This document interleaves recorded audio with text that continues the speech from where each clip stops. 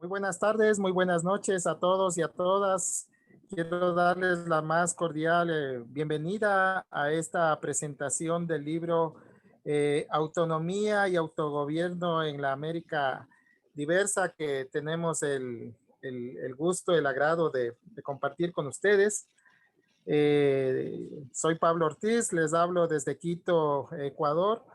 Y bueno, he tenido el privilegio de formar parte del equipo coordinador de la producción de esta publicación, que sale a la luz gracias al apoyo de aquí de la Universidad Politécnica Salesiana, de Editorial Avyayala desde Ecuador, pero también el apoyo del Centro de Investigaciones y Estudios Superiores de Antropología Social CIESAS de México, del Grupo Internacional de Trabajo sobre Asuntos Indígenas IGIA de Dinamarca, y también de la Sociedad Japonesa para la Promoción de la Ciencia Kakenji de Japón. Entonces, a todos ellos, nuestro profundo agradecimiento por este apoyo. También queremos saludar y enviarle un gran abrazo a nuestro compañero, coordinador del grupo, Miguel González, compañero quien se está recuperando de un quebranto en su salud, afectado por la pandemia.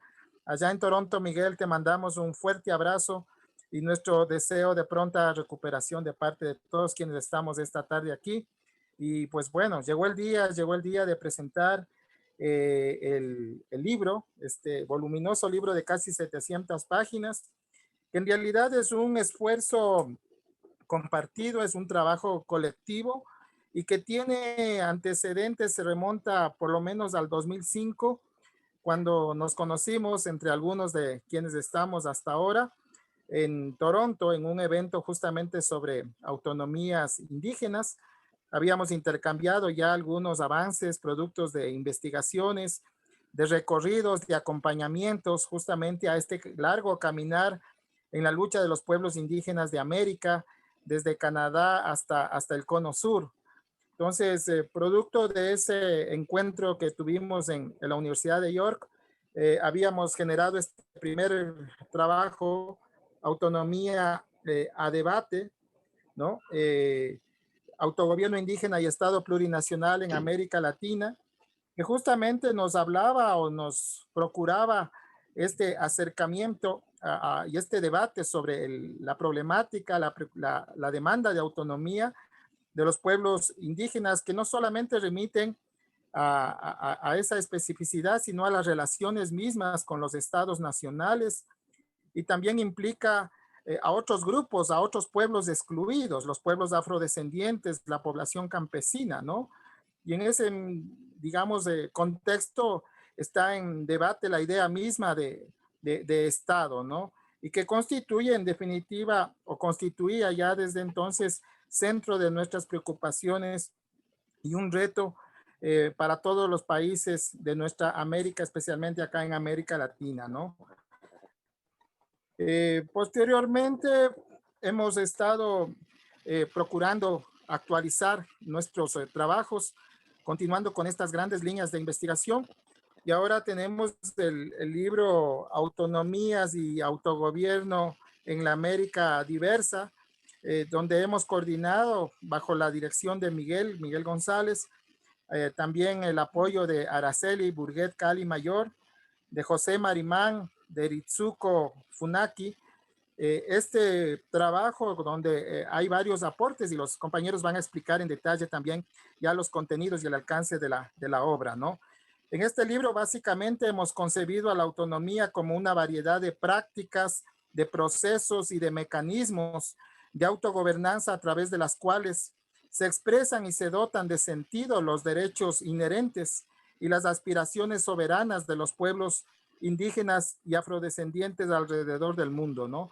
Entonces, el derecho a la libre determinación es una parte consustancial de la vida sociopolítica contemporánea y su ejercicio en sus territorios es hoy probablemente uno de los únicos caminos para la persistencia de la vida en nuestro planeta, ¿no? También en este marco, pues quería invitarles a que ustedes visiten para conocer algunos detalles de la obra, la página web que la ven atrás mío de autonomíasyautogobierno.com, ¿no? Donde hay detalles. También vamos a estarles informando permanentemente sobre otros aspectos con referente a la distribución y también al acceso al formato digital de este libro en los próximos días, y también la compañera Milagros Aguirre, quien nos acompaña esta tarde, también esta noche, pues va a dar algunos otros detalles con respecto a la distribución y acceso a la publicación, ¿no? Finalmente, también quería aprovechar para invitarles a que podamos llenar un cuestionario, una invitación de la Comisión Interamericana de Derechos Humanos, de la Relatoría sobre Derechos de los Pueblos Indígenas, quienes han formulado unas preguntas para los estados, para los pueblos y las organizaciones de pueblos indígenas en el marco de la elaboración de un informe temático sobre el derecho a la libre determinación de pueblos indígenas y tribales. También aprovecho este espacio para saludar a los compañeros del Grupo Internacional de Trabajo sobre Asuntos Indígenas, IGI, a quienes en este momento, en el marco del Foro Permanente de Naciones Unidas sobre Asuntos Indígenas, están presentando también al mundo el Anuario Mundo Indígena 2021, que también les invito a que lo puedan revisar. Muchas gracias y nuevamente bienvenidos y bienvenidas a cada uno de ustedes, y gracias por acompañarnos esta tarde y esta noche. Pues bueno, a continuación quiero darle la palabra a mi compañera directora de Editorial Abya-Yala, Milagros Aguirre, una reconocida escritora, periodista de nuestro país, quien tiene bajo su dirección esta importante editorial Abya-Yala, reconocida en el campo de los estudios antropológicos, de las ciencias sociales, y gracias a quienes también es posible esta publicación. Y bueno, quiero expresar un agradecimiento público a Editorial Abya-Yala por el magnífico apoyo y soporte que ha dado para que esta obra se haga realidad, Milagros. Bienvenida y gracias por estar acá.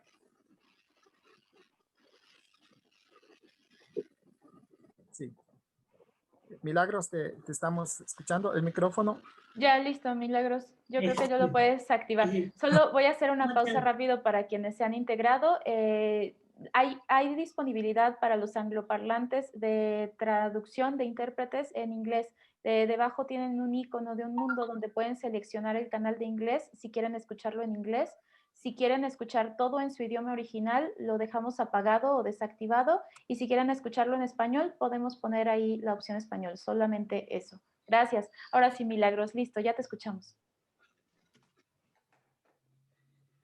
Muchísimas gracias a todos. Muchísimas gracias, Pablo, por la invitación. Mi nombre es Milagros Aguirre, soy editora general de Abya-Yala y estoy acá básicamente para felicitar a nombre de nuestra editorial a todos quienes han hecho parte de esta publicación, autores, coordinadores, coeditores de CIESAS de México, del Grupo Internacional para Asuntos Indígenas de Dinamarca, de la Sociedad Japonesa para la Promoción de la Ciencia del Japón y de la Universidad Politécnica Salesiana, que son los sellos responsables de esta publicación. Para nosotros, ayudar a cristalizar este proyecto editorial brindando todo nuestro contingente para su edición, diagramación, corrección, elaboración del libro digital y todo lo que incluye el proceso editorial hasta que el libro esté en sus manos, ha sido todo un reto. Sin duda, es un libro indispensable para entender temas claves en la gobernanza de nuestros países y en Ecuador particularmente por la coyuntura electoral y de protagonismo de los pueblos indígenas en este momento histórico. Es un libro que viene como anillo al dedo para el debate y que estamos seguros, además, que será un éxito editorial.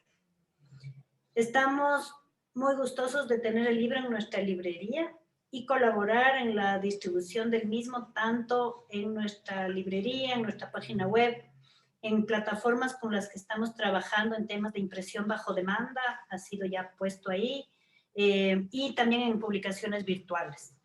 Juntaremos todos los esfuerzos para que este libro se difunda en los distintos foros académicos en los que participamos, pues estamos seguros de la importancia del debate actualmente. Por parte de Aviala, solo nuestra gratitud por la confianza depositada en nosotros para llevar a cabo esta tarea y agradecerles por esta contribución que enriquece también nuestro catálogo editorial, cuya línea, como ha dicho Pablo, básicamente es la temática de pueblos indígenas, antropología, historia, ciencias sociales. El libro nos ha venido bien a nosotros en este año también complicado, ¿no? Sin más, yo no les quiero quitar mucho tiempo, simplemente encargarme de decirles que la promoción está en nuestras manos, que voy a dejarles el enlace ahí de donde encuentran el libro en nuestra página web para quienes quieran acceder por esa vía. Y reiterarles nuestra gratitud y nuestro compromiso para que este tema, estos temas pues que están tratados en este volumen, que es bastante completo, sea discutido en los distintos foros de trabajo en los que nosotros también participamos, en ferias interuniversitarias, en ferias de libro en Quito, en Guayaquil, y ojalá en ferias internacionales como el Encuentro de LASA, donde normalmente tenemos nuestras publicaciones disponibles. Sin más, agradecerles y felicitarles. Todos ustedes se merecen las enhorabuenas en este momento, pues porque cada que sale un libro, pues es una fiesta, ¿no? Muchísimas gracias a todos y enhorabuena.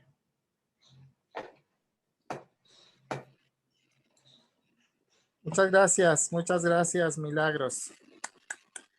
Pues bueno, muy amable. A continuación, tenemos la intervención de la doctora Araceli Burguet Cali Mayor, nuestra compañera, también parte del equipo coordinador de la obra. Araceli es profesora investigadora del CIESA Sureste, con sede en San Cristóbal de las Chiapas, en México, ¿no? Gracias, Araceli.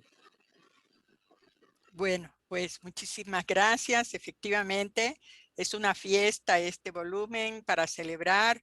Desde acá le mandamos con todo el corazón a Miguel que tenga una buena evolución y que llegue al momento de volverlo a tener entre nosotros. A lo mejor nos va a presentar Pablo a los dos bebés, al bebé ya viejito y al bebé nuevo. Realmente hay una diferencia significativa. Está de espaldas uno, exacto. Estamos hablando de dos volúmenes, muchas gracias Pablo, que en efecto tienen una genealogía. La genealogía es lo que nos platicó Pablo, que bueno, a invitación de Miguel, por cierto, nos encontramos en Toronto y luego nos volvimos a reunir en Ecuador a convocatoria de Pablo. De ahí salió el libro que publicó también por gestión de Pablo, que publicó Claxo y otros sellos, largos, siempre son muchos. Y luego hace poco, hace unos años, 3 años, nos encontramos con Miguel y volvimos a decir, oye, pues cómo ha cambiado el mundo desde que hicimos aquel volumen en el 2010 y comenzamos a preparar este texto. Afortunadamente se nos cruzó Alejandro Parellada por ahí a una reunión que nos invitó en México, junto con la Comisión Interamericana de Derechos Humanos, y ahí comenzamos otra vez a pensar el libro. Nunca imaginamos llegar a algo así de 700 páginas. Ha sido muchísimo trabajo. Yo debo decir que no lo vuelvo a hacer. Hacer un trabajo colectivo es una cosa agobiante. Los ritmos de trabajo de todas las personas es muy difícil. Pero ya no me voy a quejar, sino más bien celebrar que tenemos este nuevo libro. De tal forma que este nuevo libro sí es una ruptura con el anterior, porque en este nuevo texto hay cosas nuevas. De las cosas nuevas que tenemos es que este texto, bueno, primero decir que es un volumen que se integra por 21 capítulos con 27 autores, 10 mujeres y hombres indígenas. Para nosotros era muy importante que estuviera la escritura de los pueblos indígenas, de las cuales la mitad son mujeres, y además hay 19 mujeres autoras. En el capitulado se escriben ejercicios de autogobierno, se documentan ejercicios de autogobierno indígena en 10 países de la América diversa: Chile, Bolivia, Nicaragua, Argentina, México, Panamá, Ecuador, Perú, Colombia y Canadá. Ahora bien, en cuanto a la estructura del documento, nosotros queríamos dar cuenta de este quiebre, de esta ruptura con el texto anterior, que sabemos que es un clásico, es un libro que está en todas las escuelas, es multicitado, es un documento que hizo escuela, pudiéramos decir, pero es el momento de dar una vuelta de página. Ahora, ¿cómo es esto? Bueno, el libro se estructura en 3 secciones. La primera parte es algo que llamamos Constrictum Post-Multicultural. En esta sección se presentan ensayos que dan cuenta del agotamiento de esa época que nosotros documentamos y que recogimos como una celebración. El padre Albó era el que más estaba en fiesta y nos lo encontrábamos por todos lados celebrando Bolivia. Entonces, bueno, el agotamiento de una época, de los límites, esta obra, de los límites y la frustración que significaron las políticas de reconocimiento que comenzaron en los años 90 y en la primera década del siglo XXI. En este sentido, el libro marca la ruptura con el volumen publicado en el 2010. En aquel momento, gobiernos progresistas habían ascendido al poder, como Evo Morales, 2006, Rafael Correa, 2007, con una agenda política que se llamó el Giro Autonómico, que contenía la promesa de reconocimientos de los autogobiernos indígenas como gobiernos territoriales, entre otros derechos, como por ejemplo las jurisdicciones indígenas. Sin embargo, este paradigma del reconocimiento multicultural pronto mostró sus límites. El multiculturalismo se limitó a una política de reconocimiento, de maquillajes, diría Santiago Bastos, que se acomodó solamente a lo simbólico discursivo, al mismo tiempo que abría los territorios indígenas a las mineras y otras industrias extractivas. De la misma manera, los reconocimientos legales que realizaron los gobiernos indígenas no avanzaron, y por el contrario, esas fueron los cerrojos, dice por ahí una autora, de la constricción. Les amarraron todas las manos y las leyes no sirvieron más que para la regulación de la limitación de los pueblos. En este capítulo del libro que se comenta, se presentan experiencias que dan cuenta de la burocratización de los derechos autonómicos constreñidos mediante procedimientos jurídicos, mediante una pesada burocracia y obstáculos institucionales que fueron convirtiéndose en contra de los pueblos. Un ejemplo, hay varios capítulos sobre Bolivia, la ley marco de autonomías, que bueno, ya no voy a abundar porque aquí hay autores que ahí lo que se trata es, hay varios documentos ahí que revisan los candados legislativos que se han puesto con las leyes. De tal forma que las leyes, en lugar de hacer avanzar los derechos de los pueblos indígenas, son recursos para impedir la autonomía. En lo general, las autorías de la primera parte del libro se centran en revisar el agotamiento de este paradigma, el fracaso de las políticas autonómicas que han sido restrictivas, que las han limitado. De esta evaluación general, las y los autores de los capítulos concluían en que las llamadas políticas autonómicas con el perfil multiculturalista, debilitaron el filo transformador de resistencia y de ejercicio autonómico. En el estado de la época de la globalización neoliberal, se convirtió pues en una maquinaria que fragmentó la autonomía, reconocimientos atomizados, por lo que Vicky Tauli le ha llamado a este periodo la autodeterminación fragmentada. Pues se concluye que al cabo de 2 décadas, se concluye esta primera parte, los derechos autonómicos en las legislaciones nacionales resultaron inocuos, huecos a los alcances y peligrosos, no solamente inocuos. En esta situación de orfandad por el abandono de la promesa autonómica, los pueblos han tenido que enfrentar por sí solos el incremento del despojo, la violencia e incluso la paramilitarización en sus territorios. Y desde sus fuerzas y organización, contener empresas no extractivas, etc.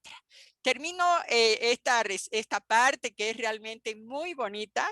En esta sección escriben Rizuko Funaki, María Fernanda Herrera, John Cameron, Wilfrido Plata, Miguel González, Verónica Aspiros y José Marimán, que son los presentadores de esta tarde.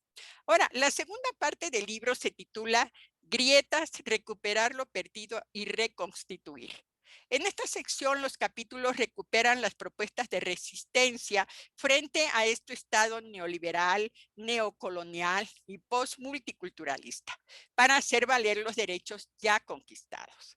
En el marco de políticas de los estados multiculturales, haciendo uso de los recursos legales nacional e internacional. Se trata de esfuerzos situados, de experiencias de actores políticos indígenas, quienes de distintos territorios trabajan en la lucha por la reconstitución, básicamente desde plataformas legales, disputando las grietas del Estado y del capital en escenarios de luchas complejas, diversas y por ello contradictorias, dada la pluralidad de estas sociedades y muchas veces en conflicto. Es un espacio intermedio que busca materializar los marcos jurídicos nacionales e internacionales que son vistos como plataformas que ponen a su favor. En esta sección se da cuenta de la configuración de sujetos autonómicos que reelaboran los sentidos de las políticas de Estado y se esfuerzan por resignificar. Se abre una nueva arena de lucha de los tribunales a los que se le ha llamado la judicialización de los derechos de los pueblos indígenas. En esta sección colaboran Araceli Burguete, Consuelo Sánchez, Bernal Díaz Castillo, Dolores Figueroa, Laura Hernández, Magali Bianca, Magali Bianca Copa, Ami Kenemore, Elizabeth López, Elsie Curihuanca, Rodrigo Lillo, y Pablo Ortiz. Bueno, la tercera y última sección se llama Autonomías como emancipación y búsquedas de caminos propios. En este libro la autonomía se define como una variedad de prácticas, procesos y mecanismos de autogobernanza a través de los cuales se materializan y se dotan de sentido los derechos que les son inherentes a los pueblos y sus aspiraciones soberanas para el ejercicio del derecho a la libre determinación. La autonomía existe. Solamente hay que reconocer. El problema son las formas de reconocimiento. La autonomía existe sin el reconocimiento del Estado. O dicho de otra manera, el ejercicio de la libre determinación y autonomía indígena no requiere, para existir, del reconocimiento del Estado, sino que existe ya de sí de manera inherente en un pueblo indígena que vive, habita y hace suyo los territorios ancestrales. En este contexto general, pueblos indígenas han tomado rutas propias. Me refiero a este capítulo que da cuenta de experiencias de pueblos indígenas que han tomado rutas propias que no buscan el reconocimiento del Estado, incluso lo dicen de forma expresa, no queremos que nos reconozcas, sino que interpretan y realizan la autonomía por la vía de los hechos, al margen de la institucionalidad estatal, en contra de ella, para desmantelar su intervención, desplegando una autonomía en una gramática de libre determinación sin el permiso del Estado. El avance de la reprimarización de la economía ha conducido a que pueblos indígenas tengan que blindarse por sí mismos para defender sus territorios, ante estados que abandonan la promesa de este nuevo trato o nueva relación. En esta tercera sección participan Ana Cecilia Arteaga, María Mora, Pere Morel, Itorra, Chapión Domingo, Frederica Barclay, Viviana Wessner, Orlando Aragón y Roberta Raiz. Podemos decir, ya terminaron los 3 capítulos, las 3 partes, podemos decir que en esta publicación cerramos el libro del libro Autonomía Debate, publicado en 2010. Es un entierro simbólico de lo que significaron los esfuerzos dirigidos hacia lo que Don Ali Banco llamó la amigable liquidación del pasado. Pero está claro que el tiempo de ese nuevo acuerdo o nueva relación ofrecida, nuevo trato, le decían en Chile, se agotó. El Estado-Nación, ni en su fórmula pluricultural, respondió a ese momento histórico y parece que esa relación ya no parece tener futuro. Estamos pues en el nacimiento de una nueva era. Este libro retrata ese momentum y los capítulos de la tercera sección del volumen ponen luz en los procesos que ya caminan. Concluye esta representación con el fragmento de la contribución que gentilmente Gustavo Esteva hizo como contribución a este libro y que fue recuperado en la solapa del volumen. Textualmente dice, cito a Esteva: este libro cerrará probablemente una era de las experiencias, análisis y discusiones sobre autonomías y autogobiernos en América Latina, pero abrirá otra. Los textos muestran las tensiones y contradicciones de esas formas de existencia social con el Estado-Nación. La forma política del capitalismo, que por siglos fue la arena principal para la expansión capitalista, pero resultó obstáculo para la globalización neoliberal. Es tiempo de concebir y poner a prueba otros horizontes políticos, otros caminos de emancipación y aperturas de un nuevo mundo, de aliento radical. No es irrelevante que los tracen sobre todo mujeres, que son la mitad de las autoras, más de la mitad de las autoras de este libro. Gustavo Esteva, San Pablo Etla, Oaxaca, México. Bienvenidas y bienvenidos todos a la presentación de este libro y los invitamos a su lectura. Muchas gracias. Listo, Pablo, ya puedes activar tu audio. Muchas gracias, estimada Araceli. Importante la panorámica que planteas de toda la obra y bueno, algunos aspectos para invitar justamente a la lectura y al trabajo con el texto, ¿no?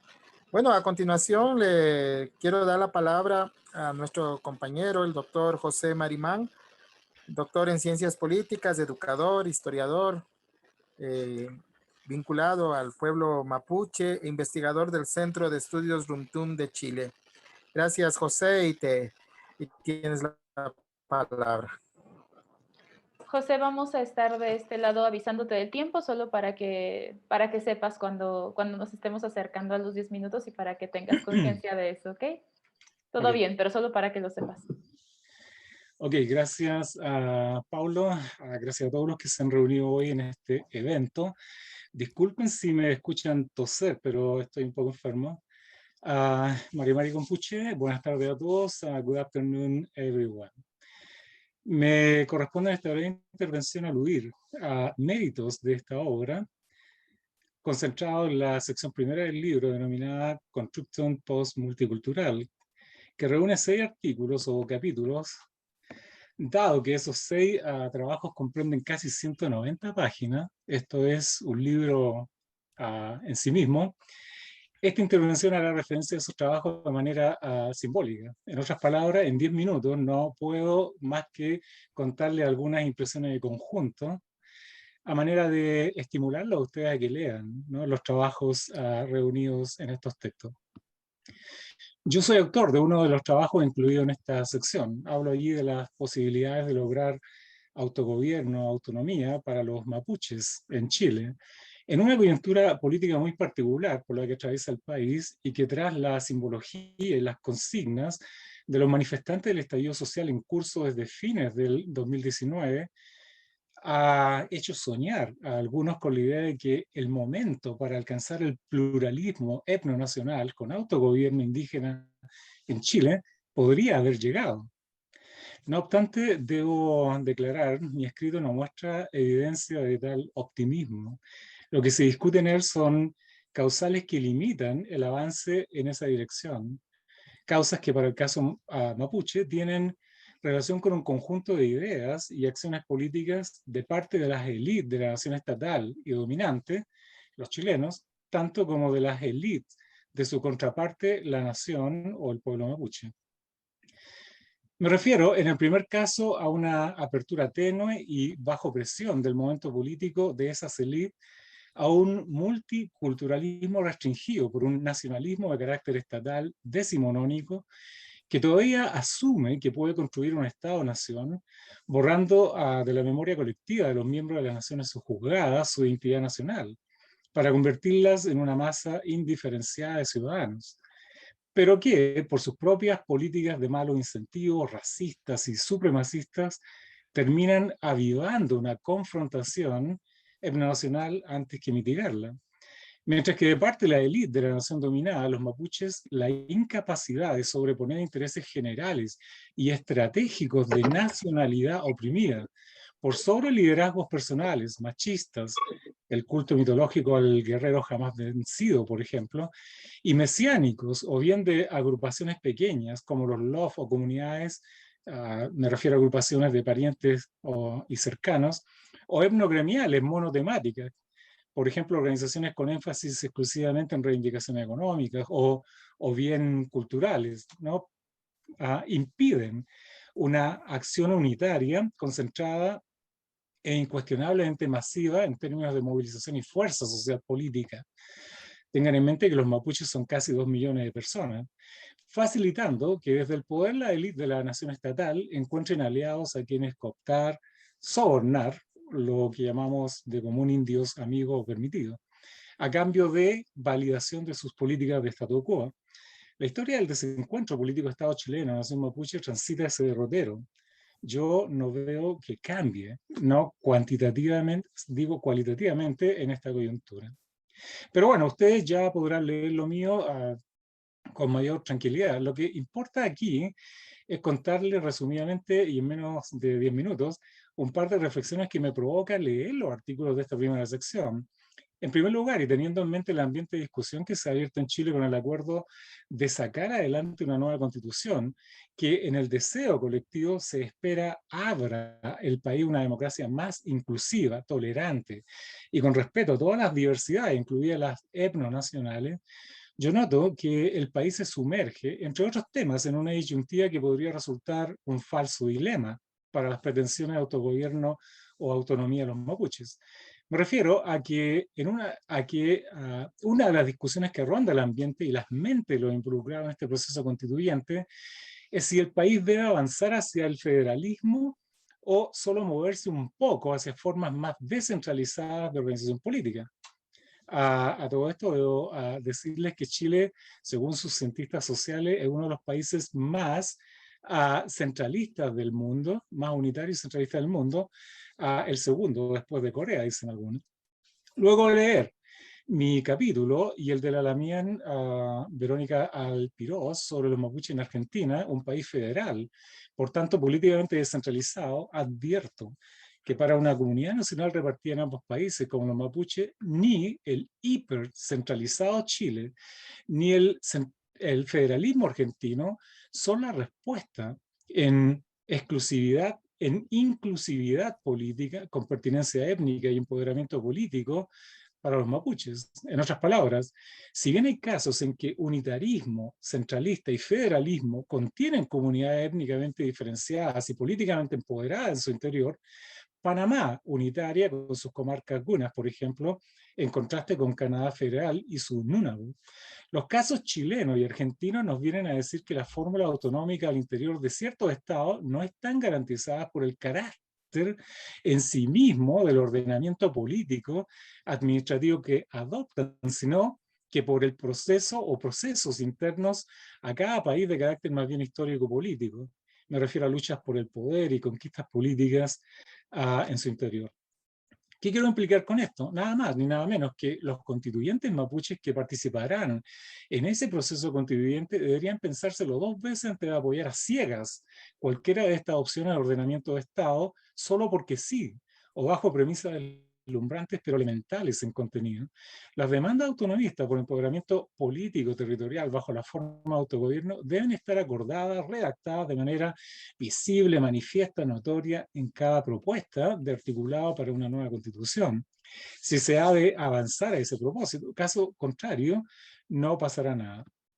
En segundo lugar, quiero aludir a mis impresiones luego de la lectura de la experiencia boliviana.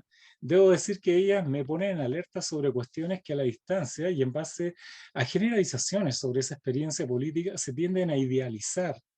La realidad discursiva construida por los autores que aluden a Bolivia no habla de constrictum, de limitaciones que impiden el desarrollo de la autonomía de las naciones indígenas, cuando se pensaba que esas naciones indígenas en ese estado habían tocado el cielo con la llegada de Evo Morales y el MAS al poder. Ojo, constituyentes mapuches, pues al leer estos escritos quizás estén confrontando su futuro. En palabras de John Cameron y Wilfredo Plata, la historia política de Bolivia nos habla de esperanza y sueños que quedaron desdibujados.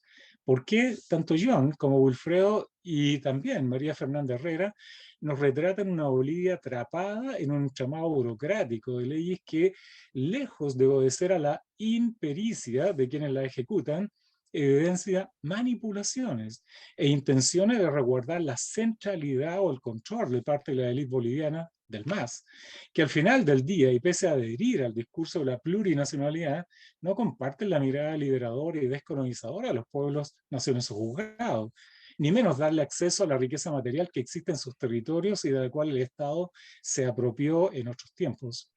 Aquí, y frente a esto, no puedo dejar de preguntarme, ¿existen condiciones ideales para sacar adelante procesos autonómicos o hay que conformarse con lo que hay? Puesto de otra forma, ¿podemos esperar caminos pavimentados o de rosas frente a las demandas políticas de los pueblos indígenas? En atención a la historia de la política, estoy tentado a decir que no veo por dónde existen mundos perfectos y no estoy adhiriendo con esto a la premisa de aceptar el mal menor.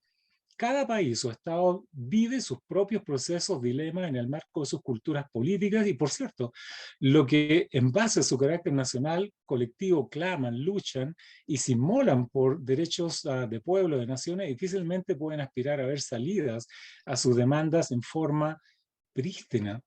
Al parecer, las salidas políticas que empoderan a los pueblos indígenas están condicionadas por la historia y cultura política de los habitantes de cada estado. No son ideales. Nuestra compañera Rizuko evalúa experiencias de empoderamiento político en el ámbito de la tierra y el control y su control en su capítulo. Y siguiendo al antropólogo filipino Ponciano Benaguer, nos ofrece un estándar para considerar una autonomía, un autogobierno propiamente tal. Allí destacan control territorial de los recursos en dicho territorio, existencia de entidades ejecutivas, legislativas y judiciales propias, representación de los pueblos autónomos en la institucionalidad del poder del Estado o gobierno, autonomía fiscal para recaudar recursos y política de protección y promoción de la cultura propia en un ambiente de respeto y tolerancia. Se podría decir que esta es otra forma de conflicto, ¿no? O de limitar o limitar.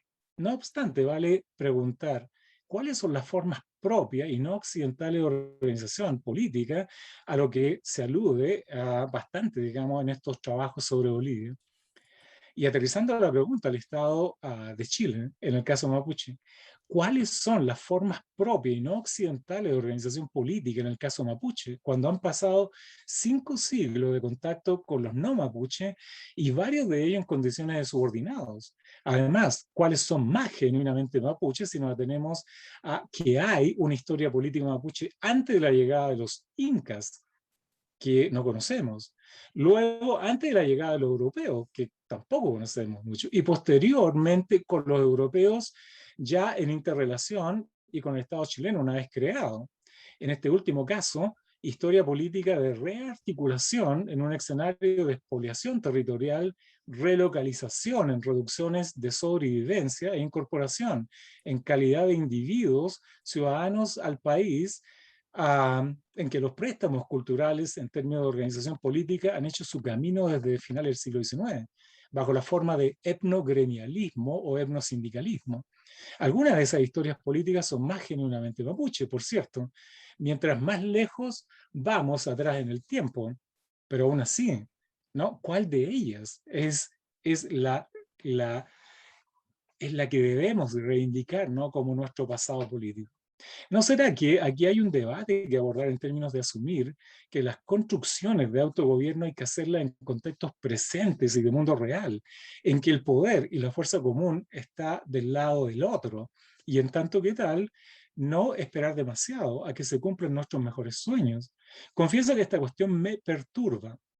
sobre todo por mis vínculos con un Estado que ha mostrado ser el más conservador en estas materias de la América diversa y donde cuesta imaginarse tanta generosidad por parte de esa élite en ceder a las demandas de empoderamiento político de los pueblos indígenas. Termino con algo muy general sobre progresismos y derechas. Tanto el trabajo de John, a Wilfredo, María Fernanda, al cual debo agregar el de Miguel González sobre Nicaragua, me provocan otra reacción.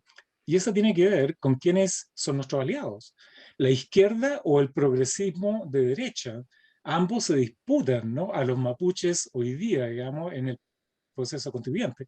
Todos estos documentos muestran evidencia de que los amigos de izquierda no varían mucho respecto de los de derecha en seguir aplicando el control sobre las naciones indígenas y en especial sobre los recursos en sus territorios.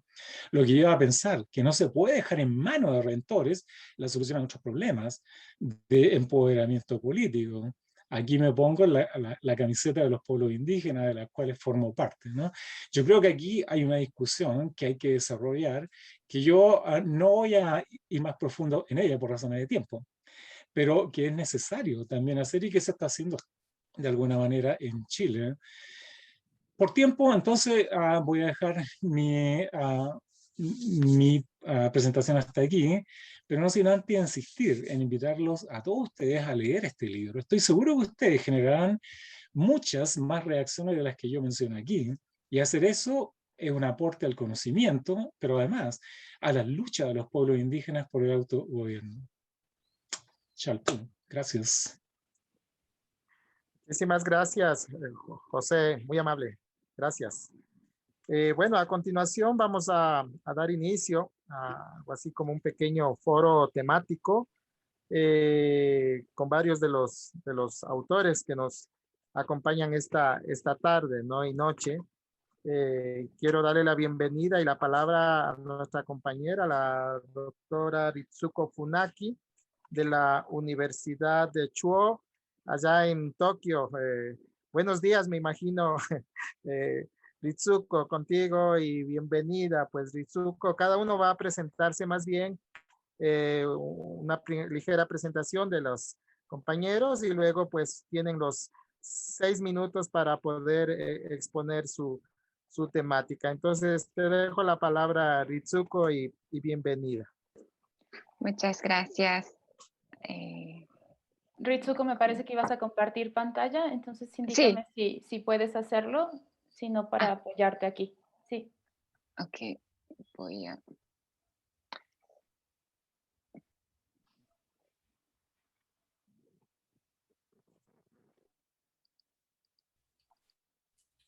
Listo, vemos bien tu pantalla. Perfecto.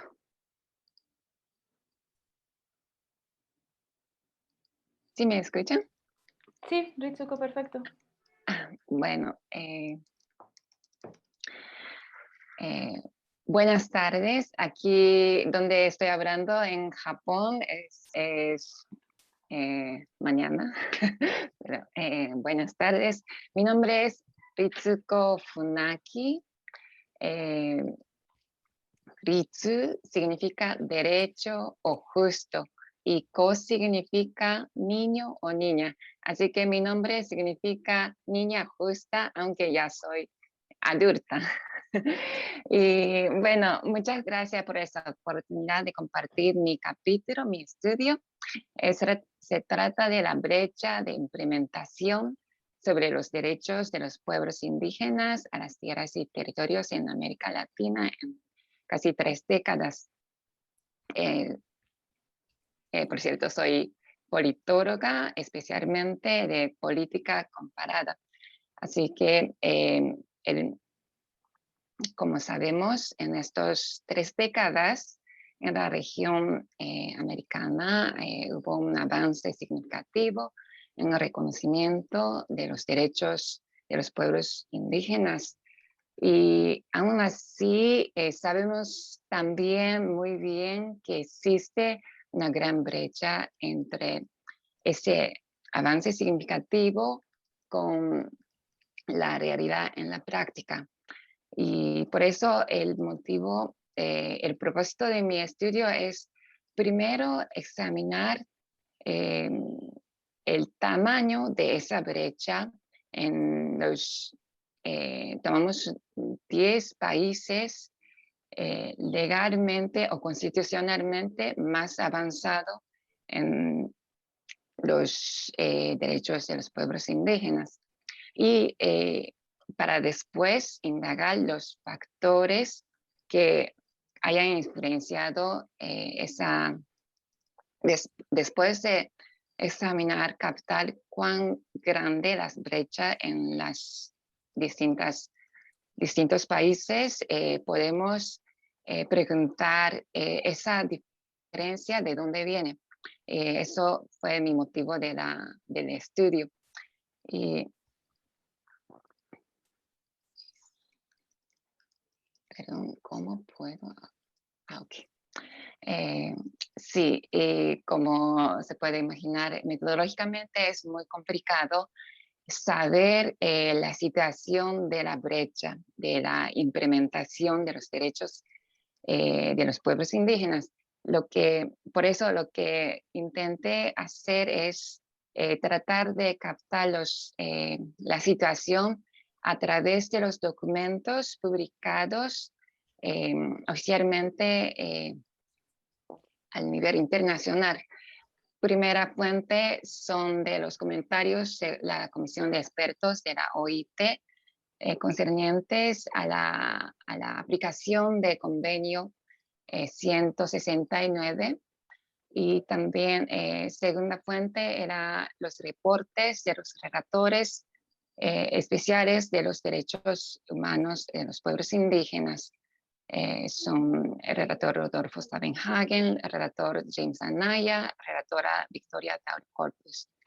Y finalmente hemos consultado los documentos por la Comisión Interamericana de los Derechos Humanos y la Corte IDH.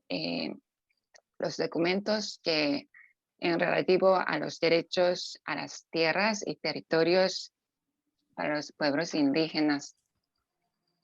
Bueno, y después de la primera revisión de los documentos de los 10 países, hemos identificado 4 criterios que se puede diferenciar entre estos países en cuanto a al grado de implementación de los derechos en este estudio, derechos a las tierras y territorios, y que son primero territorio con título de propiedad colectiva.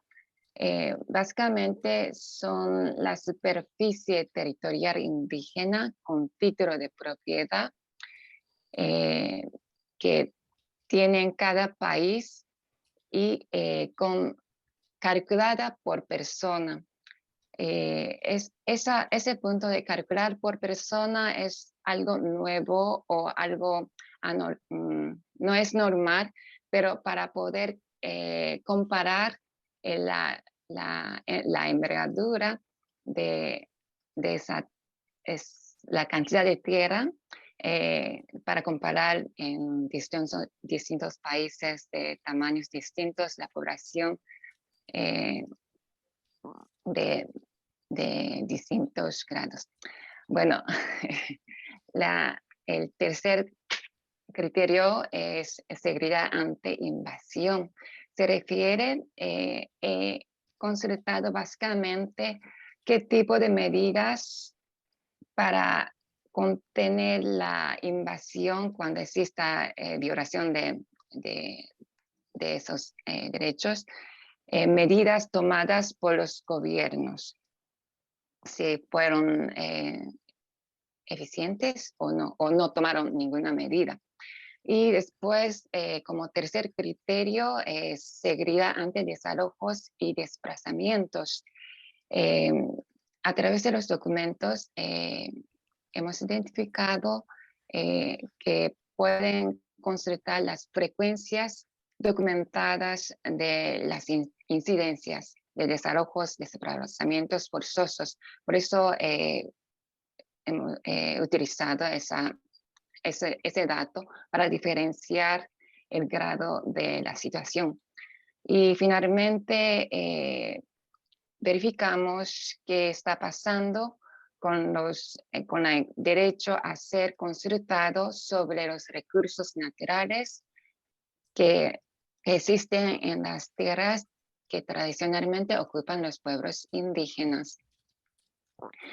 Como sabemos, todos los países en estudio tienen rasgos bastante problemáticos en este aspecto y por eso buscamos dónde colocar una línea que separe países severamente deficientes con otros países menos severamente deficientes.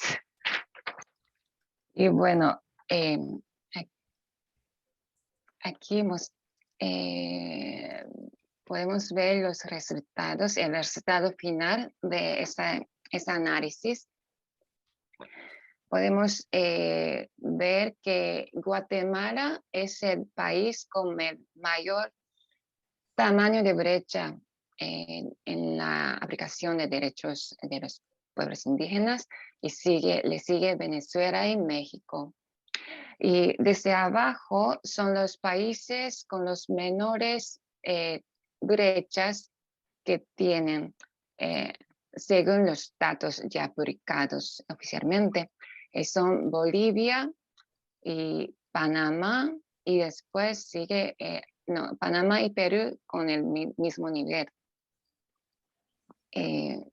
Bueno, hasta aquí mi próximo paso y les invito, sus opiniones son examinar con qué factores podríamos explicar esa diferencia del tamaño de la brecha de implementación. Bueno, es todo. Muchas gracias. Gracias, Ritsuko. Pablo, ya tienes el micrófono listo. ¿Sí? Sí, ok, gracias, muy amable. Gracias, Ritsuko.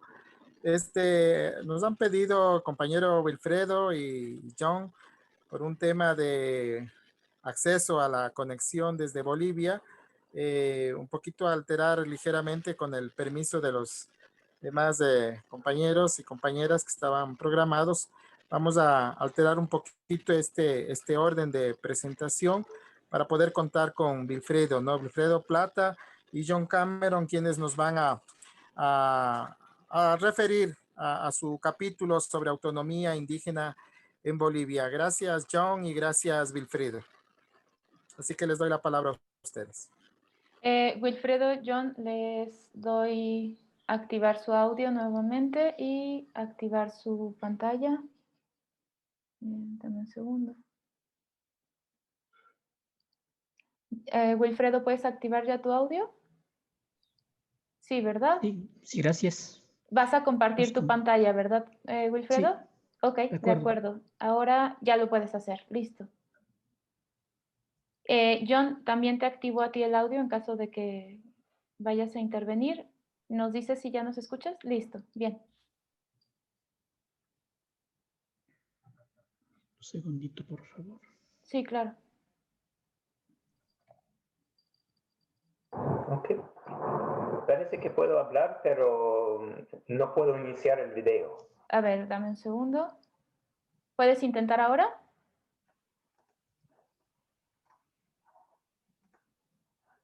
No todavía. Bueno, no tienes que verme, pero...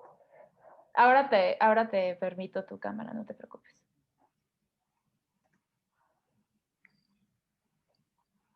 A ver, ¿listo, John? Ok. Listo, ¿Pueden ver la ¿cierto? pantalla? María Fernanda, disculpe, ¿puede ver la pantalla? Sí, vemos tu pantalla, Wilfredo. Y también Muy puedes bien. iniciar tu video si quieres hacerlo, ¿eh? Muy bien. Listo. Muchas gracias, muy buenas noches desde La Paz, Bolivia. Les habla Wilfredo Plata de Fundación Tierra. Conjuntamente con John Cameron de Canadá vamos a hacer la presentación de uno de los trabajos que es parte de esta publicación, ¿no? En nuestro trabajo titula La autonomía indígena en Bolivia, de grandes esperanzas y a sueños desdibujados, ¿no? Ese es el trabajo que hemos trabajado con John Cameron, donde se refleja la experiencia boliviana de la autonomía indígena, ¿no? En estos, digamos, 10 años, digamos, desde que se inició esta experiencia. Entonces, yo voy a empezar con la presentación. Bueno, primero decirles, yo soy Wilson de Plata, soy sociólogo de formación, trabajo en Fundación Tierra, en temas rurales y agrarios, y también en temas de derechos indígenas, ¿no? Especialmente en Bolivia. Como saben, ya han referido muchos los que me antecedieron. La experiencia boliviana ha sido bastante visitado, estudiado, muchos investigadores de Europa, de Norteamérica han investigado este tema, y también en Fundación Tierra hemos apostado a esta, digamos, doble tarea, ¿no? La investigación-acción. La autonomía indígena fue un tema que nos ocupó varios años en su acompañamiento, en la reflexión como política pública interesante. Entonces, nuestro artículo pues versa sobre eso, ¿no? Entonces, dicho esto, voy a ir avanzando en la presentación para ganar tiempo. Nuestro trabajo, el argumento central de nuestro trabajo radica en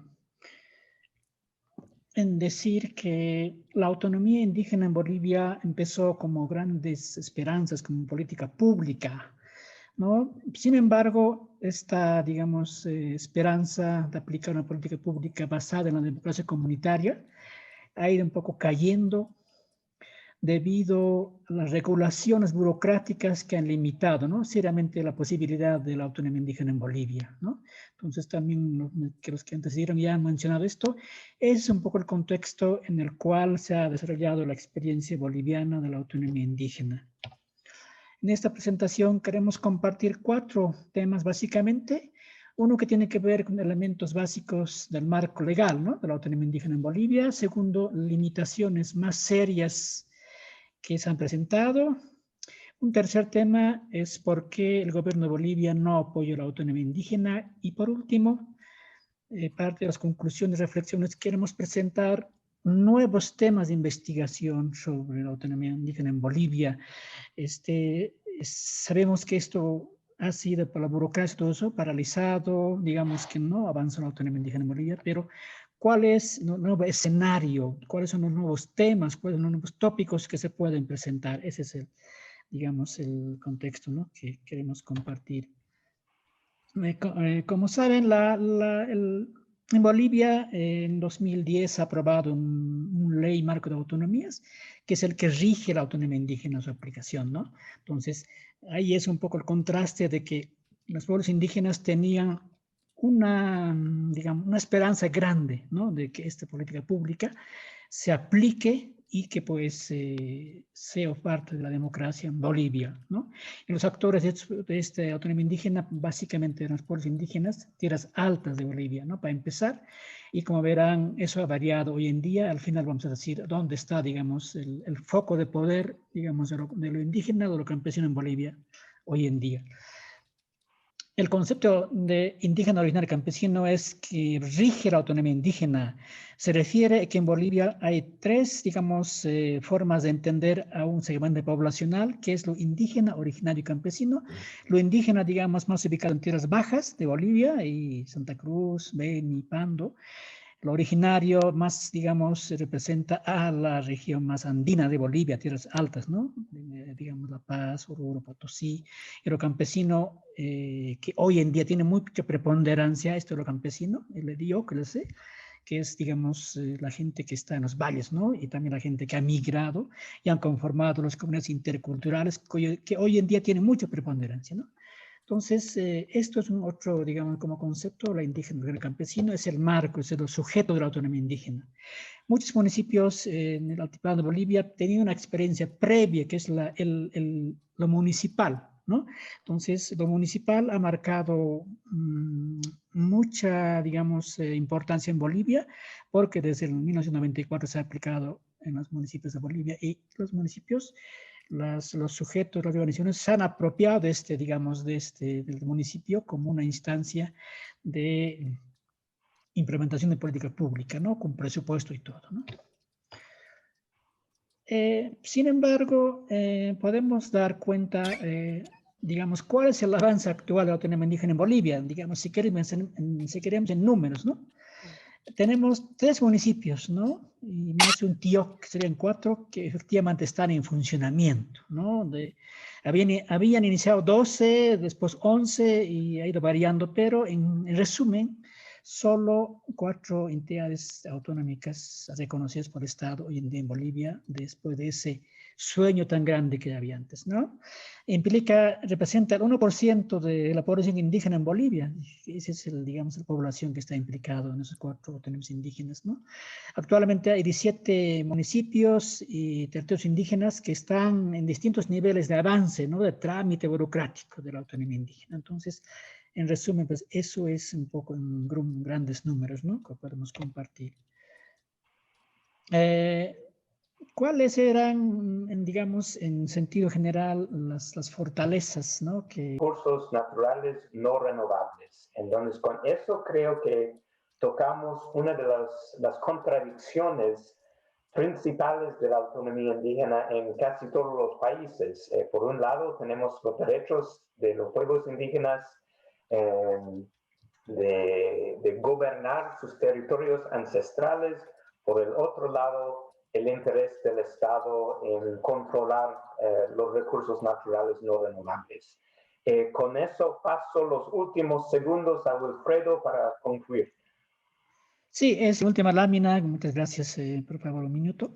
Entonces, el nuevo contexto, digamos, del debate de la autonomía indígena en Bolivia pasa de que el sujeto de la autonomía indígena en Bolivia eran los indígenas originarios campesinos, sobre todo los originarios, ¿no? De tierras altas que han intentado implementar. Sin embargo, consideramos que digamos, nuevo poder, digamos, de lo indígena originario campesino y ya no está digamos, en nuestras palabras, en tierras altas, sino se ha desplazado a tierras bajas. Entonces, el nuevo eje de poder rural en Bolivia se ha desplazado hacia tierras bajas, ¿no? Conformando nuevas comunidades denominadas comunidades interculturales, ¿no? Y hoy en día creo que ellos son el sujeto con más poder político en Bolivia. Esto se ha demostrado estos días en Bolivia, ¿no? Unas actuaciones que ha habido, unos hechos que ha habido, ¿no? De corrupción, todo eso, y entonces ese creo que es el nuevo marco del nuevo autonomía indígena. Pasa por ese nuevo sujeto que detenta el poder o que tiene mucha influencia en el Estado, en la sociedad, y pues hay que tomar en cuenta, hay que reflexionar ese tema, ¿no? Entonces, para terminar, tenemos como 2 preguntas generales que pueden, digamos, ilustrar esto, ¿no? ¿Cómo discutir la democracia comunitaria o la autonomía indígena en este nuevo escenario de emergencia de nuevos actores como los interculturales, ¿no? En este contexto, ¿cómo avanzar las autonomías indígenas en los territorios indígenas o los TCOs en tierras bajas, ¿no? Es decir, en ese marco de desplazamiento poblacional, ¿cómo se puede avanzar en esto? Entonces, creo que ese es uno de los temas que hay que tomar en cuenta para volver a debatir, para darle un sentido de la autonomía indígena en Bolivia. Entonces, sería eso. Muchísimas gracias por escuchar.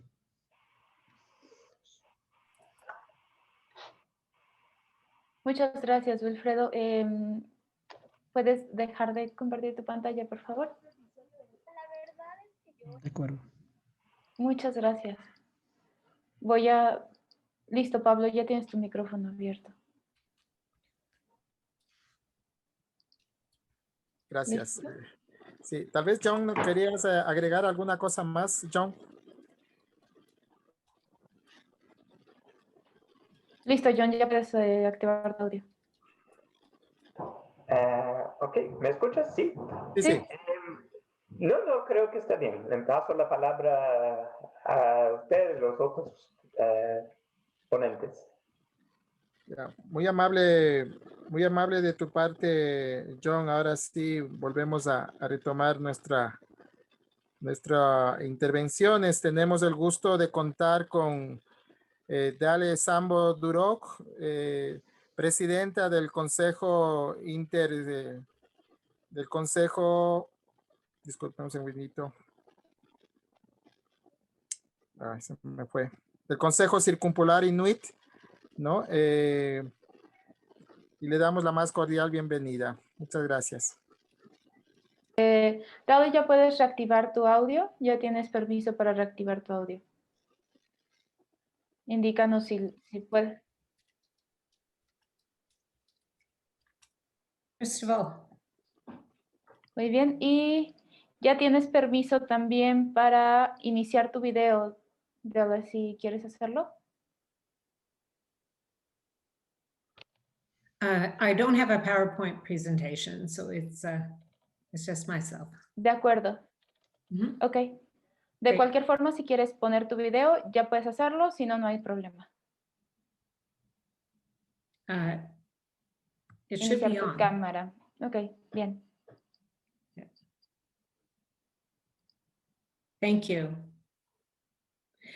First of all, I'd like to thank all of the collaborators that made the volume possible and congratulate all of the fellow authors and the publishers in the finalization of this text. I also want to say that I'm buoyed by not only the beautiful spring weather that we're having here in Alaska, but also by the election of President Biden, and in particular, his appointment of Secretary of Interior Deb Haaland, an indigenous woman from Laguna Pueblo. And it's my view that as the first indigenous person who's a member of the executive cabinet in the United States government, that not only will this be beneficial for the autonomy and self-government and self-determination of tribes in the United States, but I think that through her lens that the US government will likely be helpful to indigenous peoples across the globe.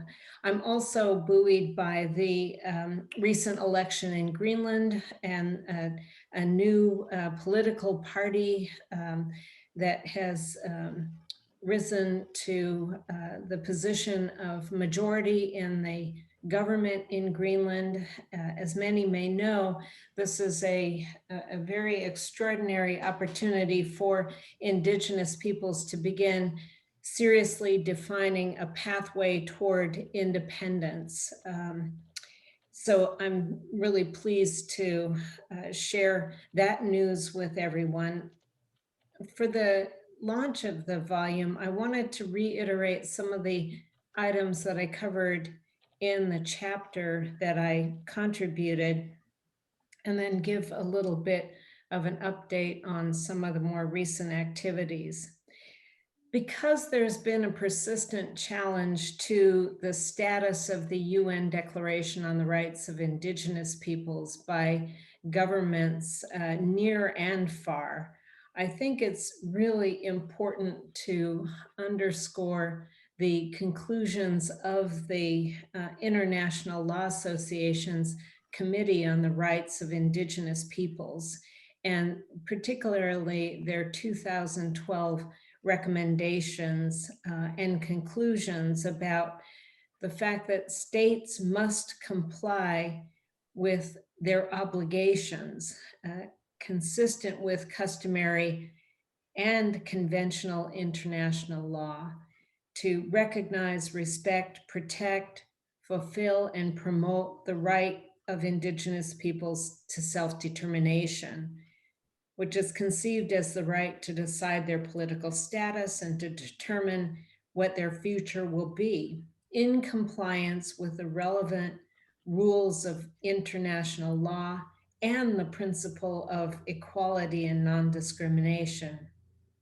Too often, as we've just heard, in the condition in Bolivia, and it happens across the globe, there is a lack of compliance, there is a lack of implementation. But in my view, these conclusions and the recommendations of the International Law Association are quite significant, especially when one takes into account this important element that the International Law Association brought forward in their 2010 report that stems from The Hague, that the relevant areas of Indigenous peoples' rights with respect to the discourse on customary international law includes the right of self-determination, autonomy, or self-government, as well as cultural rights and identity, land rights, and reparation, redress, and remedies. Here again, it's largely because of the questioning and the undermining of the status, the legal status and the legal effects of the UN Declaration on the Rights of Indigenous Peoples that I want to reiterate this.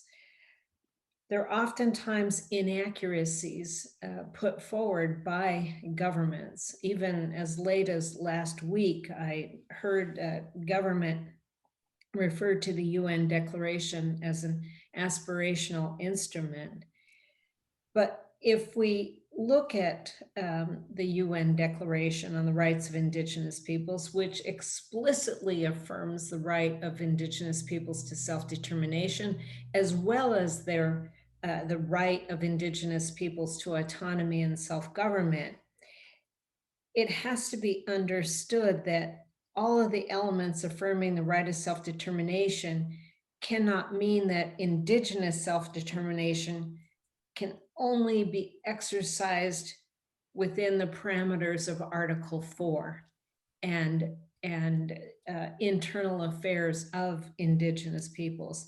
It's illogical, and we have to remember that the right of self-determination is one whole right with numerous different dimensions and numerous different legal effects. There are other governments that point to Article 46, paragraph 2 of the UN Declaration, indicating that because Article 46, paragraph 2 refers to territorial integrity, that this somehow limits the right of self-determination, the whole right of self-determination of Indigenous peoples. But we have to remember the inaccuracy that's being articulated by such states. This principle of territorial integrity already exists in international law, and it cannot be validly expanded by the UN Declaration on the Rights of Indigenous Peoples. The recognition of the whole right of self-determination attaches to Indigenous peoples, and there is no way, shape, or method for the UN Declaration to somehow expand upon our understanding of territorial integrity in international law, or more significantly, the right of self-determination as understood in international law and equally applying to Indigenous peoples. An area where we're beginning to see new developments and a new discussion is in the right to free, prior, and informed consent, which is sourced in the right of self-determination. Too often, even since the volume and the early writing of all the authors that contributed to this important volume, states were treating the right of self-determination and the right to free, prior, and informed consent as though they weren't really substantively linked, that the idea that free, prior, and informed consent is not sourced in the right of self-determination. States too often treat the right to free, prior, and informed consent as a procedural right, when in fact we know that because it's sourced in the right of self-determination, that there are important substantive elements of this right, as well as the procedural elements of the right to free, prior, and informed consent. And I think that this is an important area that we must remain vigilant about as Indigenous advocates.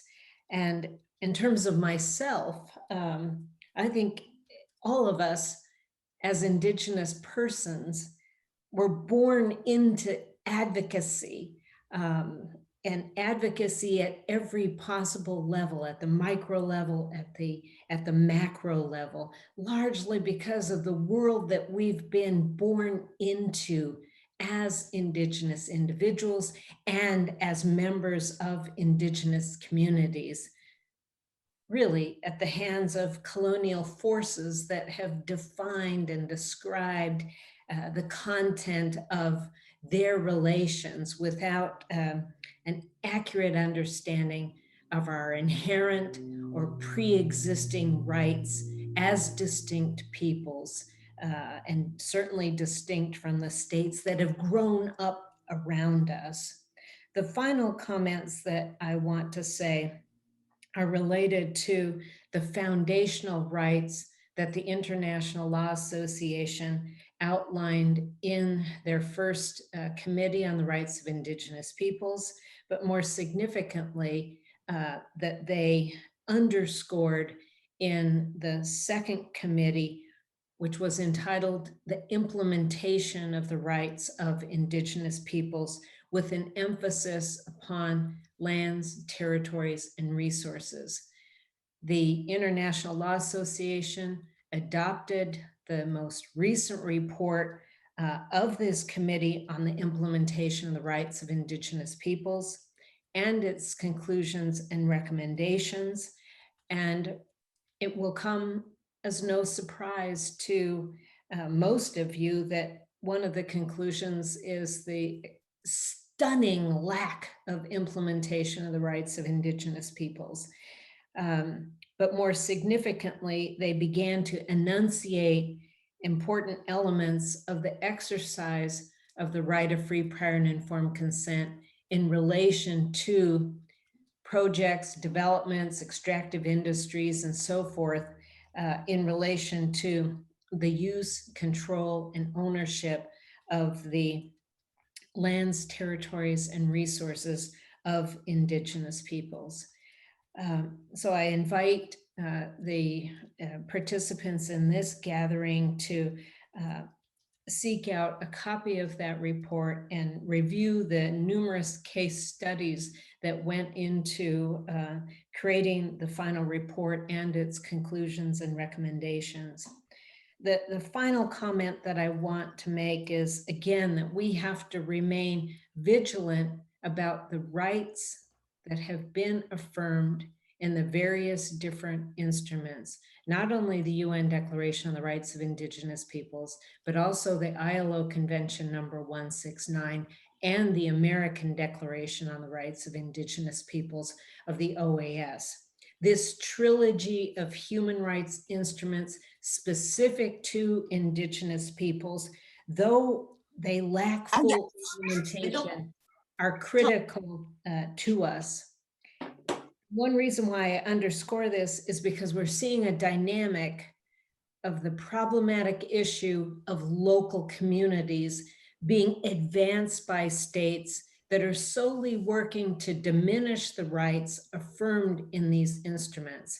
So I would urge people to be mindful about the impacts of state arguments and persistent efforts in nearly every other emerging international instrument or intergovernmental dialogue to tag this term local communities and Indigenous peoples together and conflating these two classifications. Oftentimes it's being done by states who want to deny the existence of Indigenous peoples within their territories, such as Indonesia. So if our volume is a careful survey of autonomy and self-government as an element of self-determination that emerged from the Americas, we have to remember to think beyond about all of the different efforts by states and others to effectively attempt to diminish our rights. We have to remain vigilant and be present wherever we can be in order to safeguard these important tools on behalf of our people.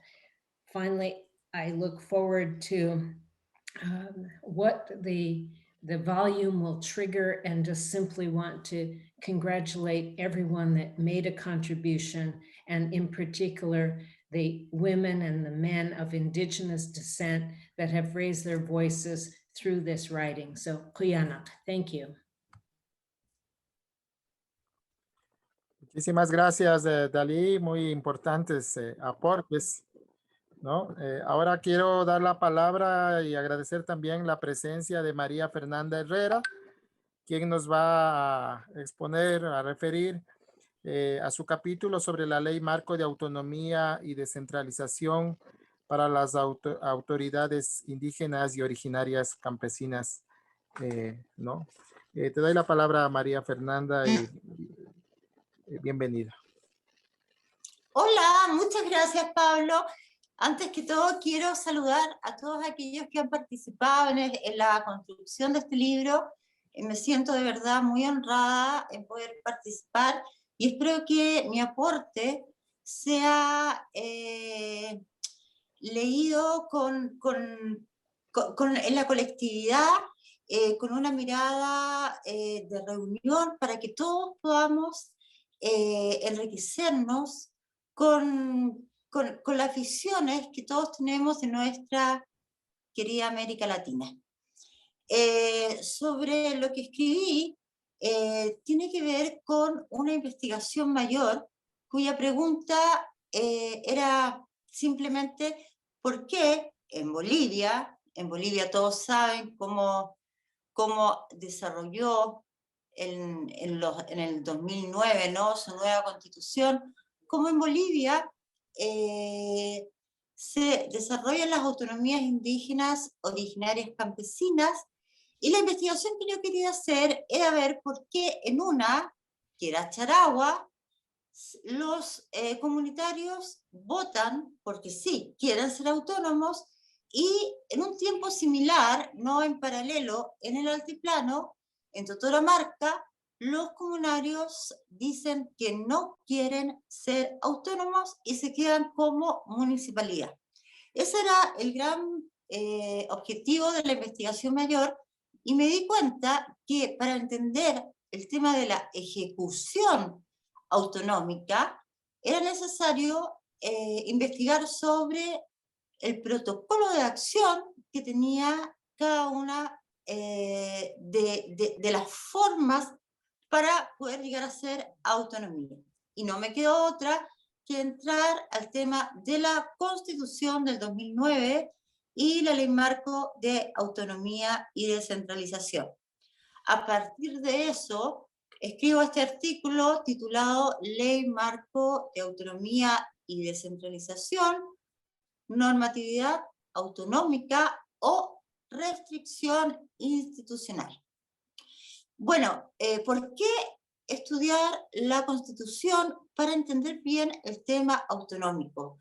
Porque las autonomías indígenas hay que entenderlas de alguna manera como una yuxtaposición entre dos matrices civilizatorias distintas, ¿no? La matriz de los pueblos originarios y la matriz del mundo occidental.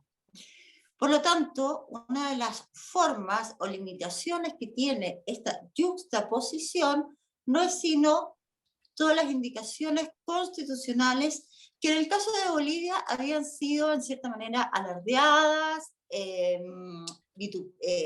gritadas, ¿no?, a los cuatro vientos, porque su sistema autonómico tiene como clave para poder interpretarlo el tema de las autonomías indígenas. Entonces era expectante ver cómo en la Constitución se tejía toda esta maraña burocrática para llegar a ser autonomía a partir de municipalidad, o en otros casos, que no fue el caso de mi estudio, a partir de territorios indígenas.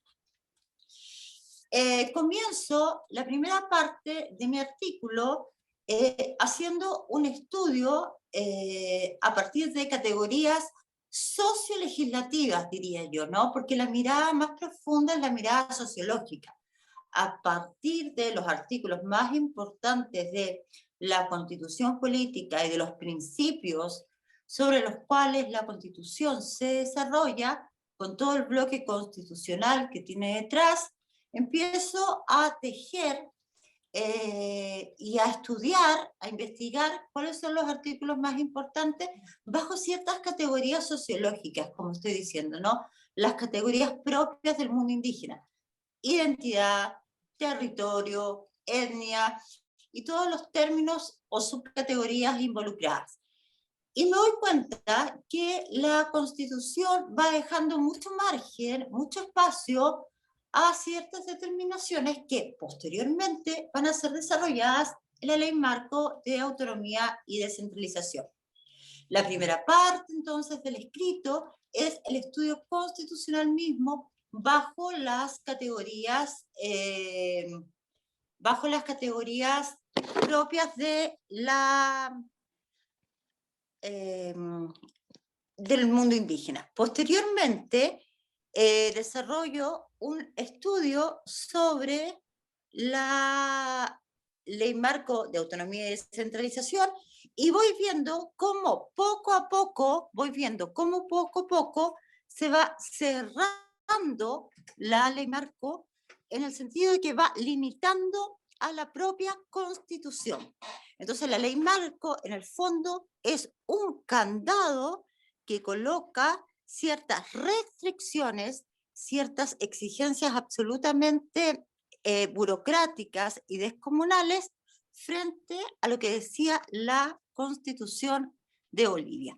Por lo tanto, la conclusión del artículo es: tenemos una Constitución que avala, tenemos una Constitución que intenta, ¿no? Que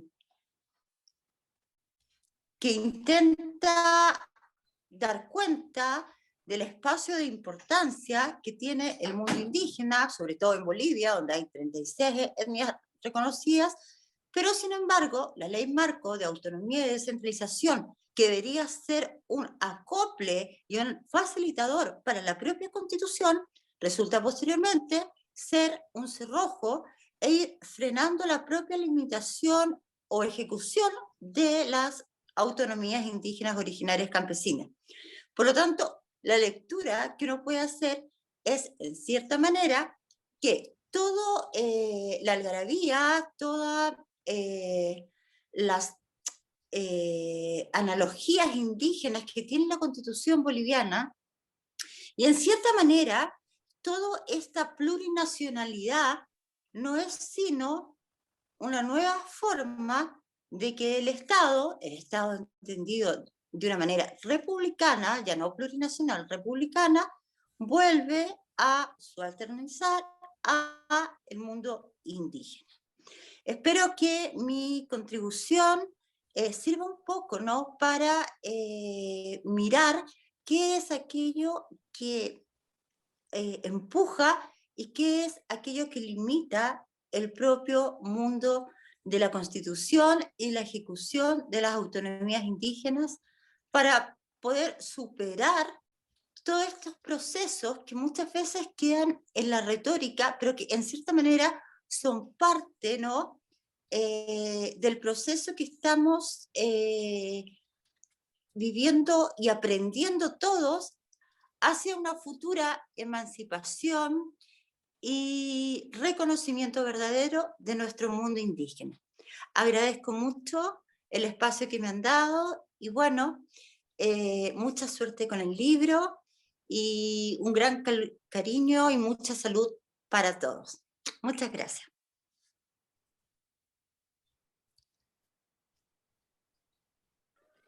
Okay. Muchas gracias. Muchísimas gracias. Ok, muchísimas gracias, María Fernanda. Pues bueno, vamos ya casi cerrando esta jornada y tenemos finalmente la intervención de Verónica Aspiros Cleñán, de la comunidad mapuche Los Toldos y de la Universidad Nacional de Lanús de la República Argentina, ¿no? Bienvenida, Verónica, y muchas gracias por tu aporte.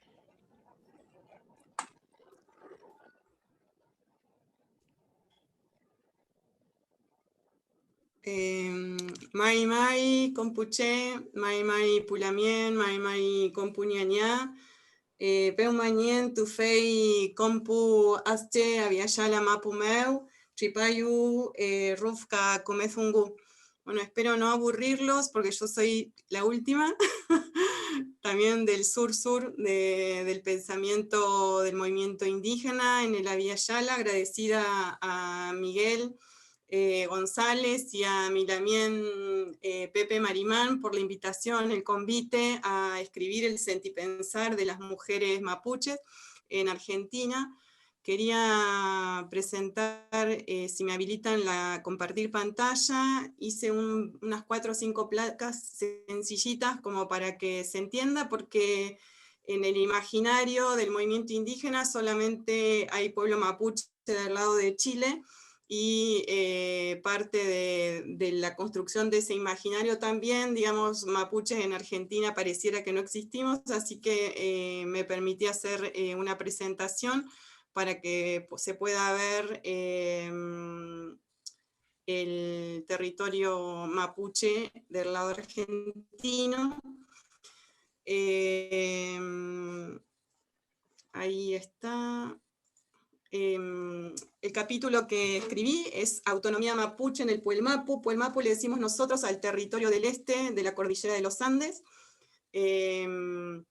Y básicamente, digamos, nuestro proceso contemporáneo en Argentina tiene que ver con una confrontación y algunos intentos de construcción política en las 7 provincias que está el pueblo mapuche presente vivo en Argentina. Ahí está el mapa, digamos, de lo que es el Puelmapu, digamos, que se extiende el territorio mapuche de mar Atlántico hacia Pacífico, y un pequeño mapa, una infografía de lo que es Argentina hoy y lo que ocupó el territorio mapuche antes de la formación del Estado Nacional. El propósito, digamos, de este capítulo fue analizar microexperiencias mapuches contemporáneas que asumen el relato de la autonomía en lo que hoy se llama Argentina y que están descoordinadas macropolíticamente.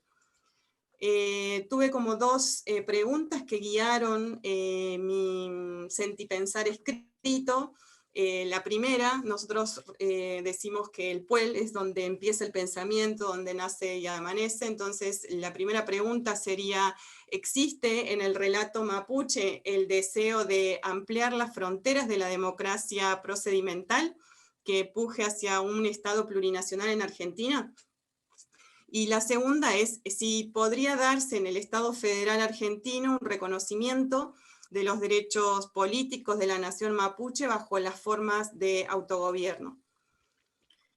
Hice el análisis está estructurado el capítulo en 3,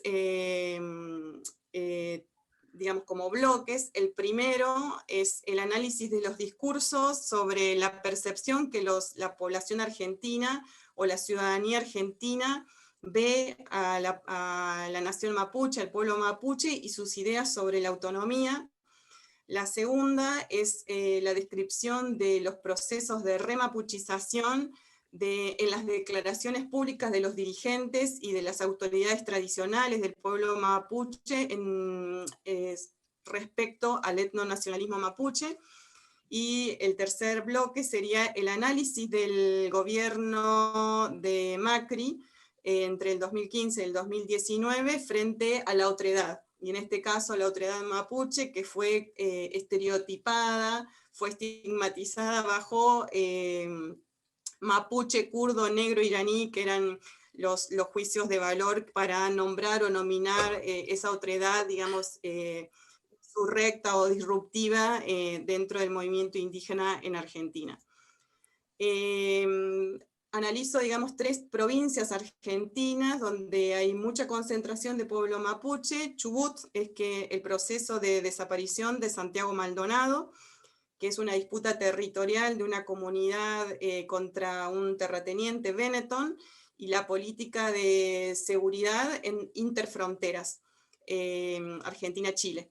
El otro caso es el de Río Negro, que es la otra provincia que está un poquito más al norte, es la recuperación territorial de los roles tradicionales de la medicina tradicional mapuche, en un contexto de conflicto interno, intra-mapuche, en el surgimiento, resurgimiento de ese empoderamiento de las mujeres convirtiéndose en sujetos políticos, atravesado obviamente por la agenda política nacional y provincial de Río Negro.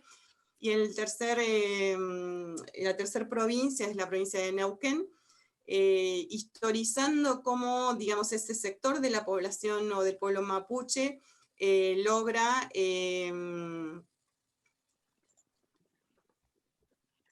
admití a alguien que ahí pidió, que logró hacer alianzas con sindicatos, con organismos de derechos humanos, con la Iglesia Católica para el proceso de remapuchización a partir del 92, digamos que el continente reflexiona el contrafestejo, la reevangelización, la conquista, el descubrimiento, bueno, todos los conceptos que giraron en torno a esa fecha. Y algunas reflexiones, digamos, en torno a lo que escribí, tienen que ver con que el proyecto autonomista mapuche, en el Puelmapu decimos nosotros, no alcanza a consolidarse porque se da una competencia entre autoridades tradicionales mapuches y los nuevos dirigentes, o mujeres que se masculinizan para ejercer, digamos, un liderazgo intramapuche. Por lo tanto, no hay hasta el momento diálogos en plural para construir la comunidad política mapuche. La otra reflexión, digamos, que surgió del proceso de investigación es que la extensión territorial del Puelmapu es 3 veces más grande que el Gulumapu, quiere decir del lado de Chile, o sea, la población y el territorio puelche, digamos, en lo que hoy se llama Argentina, es 3 veces más grande, y en población también que en el lado argentino, en el lado chileno. Por lo tanto, todavía no se ha delimitado cuál es el espacio territorial donde surgiría el país mapuche o el país de las manzanas, para ejercer la vía territorialista de la autonomía y ejercer obviamente el autogobierno. Y la otra cuestión, que es parte del análisis estadístico de cómo vive, de qué vive y dónde vive la población mapuche, que surgen de los censos de población, tiene que ver con la dependencia salarial de gran parte de la población mapuche en estas 2 provincias, Neuquén y Río Negro, y de los estados provinciales, porque son estados federales. Por lo tanto, eso es un condicionamiento material para ejercer la autonomía del sentipensar. Por lo tanto, ahí hice un poquito, jugué con las palabras, ¿no?, del monocultivo de ideas a la autonomía puelche. En el lugar donde yo vivo está rodeado todas las 16.000 hectáreas que antiguamente fueron del pueblo mapuche. La mayoría del territorio está ocupado y desterritorializado con la imposición modelo productivo sojero de monocultivo de soja. Por lo tanto, digamos, la semilla transgénica o el monocultivo, digamos, no solamente es sobre el suelo, sino también en el pensamiento. Y la última reflexión, ¿no?, que para compartir, es que en el Puelmapu, el pueblo mapuche, la nación mapuche, es minoría demográfica, por lo tanto es minoría política, y para construir un cierto camino hacia la autonomía es necesario generar alianzas con algunos sectores de la argentinidad con las cuales compartimos problemáticas en común, y jugando un poco también, digamos, con estas figuras que se ensalzan dentro de los propios pueblos originarios. Juego un poco con esta cuestión de que no alcanza con los reches serían como la gente pura que estaba antes de la conquista de los españoles, de los realistas y de los incas, y tampoco alcanza con los huaychafe, que son los guerreros o los que luchan en contra del invasor, sino que para construir la autonomía como pueblo mapuche en Argentina necesitamos todos los colores, de todas las formas redondeadas de las mujeres todas. Mañum, gracias de nuevo al esfuerzo de Abya Yala y a todo el equipo que coordinó acopiar este material. Ojalá que podamos hacer una presentación del libro acá en Argentina. En Argentina, para quien no sabe, somos más de 36 pueblos originarios y hablamos más de 16 lenguas indígenas, así que sería un gusto que Abya-Yala desembarque en Argentina con su libro. Gracias.